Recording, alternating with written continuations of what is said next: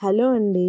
మనకింట్లో ఏం కూరగాయలు లేనప్పుడు మన బుర్రలో తట్టే ఒకే ఒక రెసిపీ పప్పు. ఈ పప్పుకు ఏరియాని బట్టి, ప్రాంతాన్ని బట్టి ఒక్కొక్క ప్లేస్‌లో ఒక్కొక్క పేరు. మా కర్నూల్‌లో అయితే కొన్ని చోట్ల ఎర్రపప్పు అంటారు, కొన్ని చోట్ల చప్పడి పప్పు అంటారు. అదే మనం ఆంధ్రాకి వెళ్తే టమాటో పప్పు అంటారు. పేరు ఏదైనా రెసిపీ ఒకటే, టేస్ట్ అమోఘమే.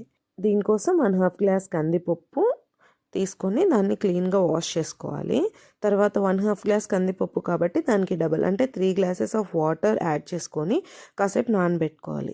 అన్నట్లు నేను పలంనేరు వచ్చిన కొత్తలో నన్ను ఏం కూర చేశారండి మీరు అని అడిగితే నేను పప్పు అని చెప్పేదాన్ని.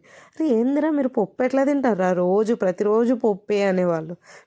మేము కర్నూలులో డైలీ పప్పు తింటామండి. రోజులో ఒక పూటనన్నా పప్పు మ్యాండేటరీ మాకు. అప్పుడే మాకు హ్యాపీనెస్ ఉంటుంది ఫుడ్లో.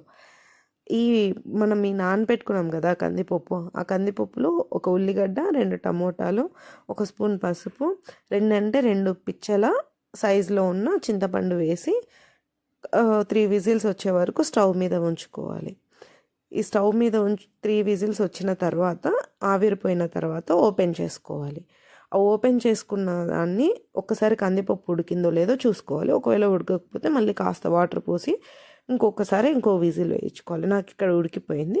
సో నేను 2 స్పూన్స్ ఆఫ్ కారం వేసి మళ్ళీ కాసేపు స్టవ్ మీద ఆ కారం మగ్గేదాకా హీట్ చేస్తాను. కారం మగ్గిపోయిన తర్వాత ఎట్లా తెలుస్తుందంటే మనకి కారం ఎక్కడ ఏం లేకుండా మొత్తం వాటర్లో కలిసిపోతుంది అనమాట. ఇట్లా కలిసిపోయిన తర్వాత మనకు కారం మగ్గిపోయినట్లు అందులో 1 స్పూన్ గల్లుప్పు వేసుకొని బాగా పప్పు గుత్తితో మెదుపుకోవాలి. పప్పుని బాగా మెదుపుకున్న తర్వాత ఆ మెదుపుకున్న పప్పు పక్కన పెట్టేసి ఒక తిరువాత మూకుడు స్టవ్ మీద పెట్టుకోవాలి. స్టవ్ మీద తిరువాత మూకుడు పెట్టుకొని అందులో ఒక 1 స్పూన్ ఆయిల్ వేసుకొని ఆ ఆయిల్ బాగా హీట్ అయిన తర్వాత అందులో 5-6 వెల్లుల్లి రెబ్బలు సగానికి కట్ చేసుకొని వేయాలి. అవి బాగా వేగిన తర్వాత అందులో తిరువాత గింజలు వేయాలి. తిరువాత గింజల్లో ఆవాలు, జీలకర్ర, మినపప్పు ఉంటుంది.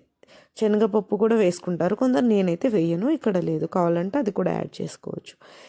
ఈ తిరువాత గింజలు కూడా బాగా వేగిన తర్వాత అందులో 2 ఎండుమిరపకాయలు వేయాలి.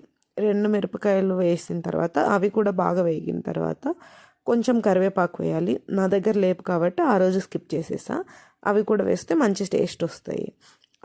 తర్వాత బాగా కాగిన తర్వాత ఆ తిరువాతని తీసుకుపోయి పప్పులో కలిపేసి కలుపుకోవాలి. అలా కలుపుకున్న పప్పుని వేడి వేడి అన్నంలో కాస్త పప్పు వేసి కాస్త నెయ్యి వేసి ఒకే ఒక స్పూన్ మామిడికాయ ఊరగాయ వేసుకొని కలుపుకొని తింటే డైలీ పెట్టిన తినాలనిపిస్తుందండి. అంత టేస్ట్గా ఉంటుంది. థ్యాంక్ యూ అండి.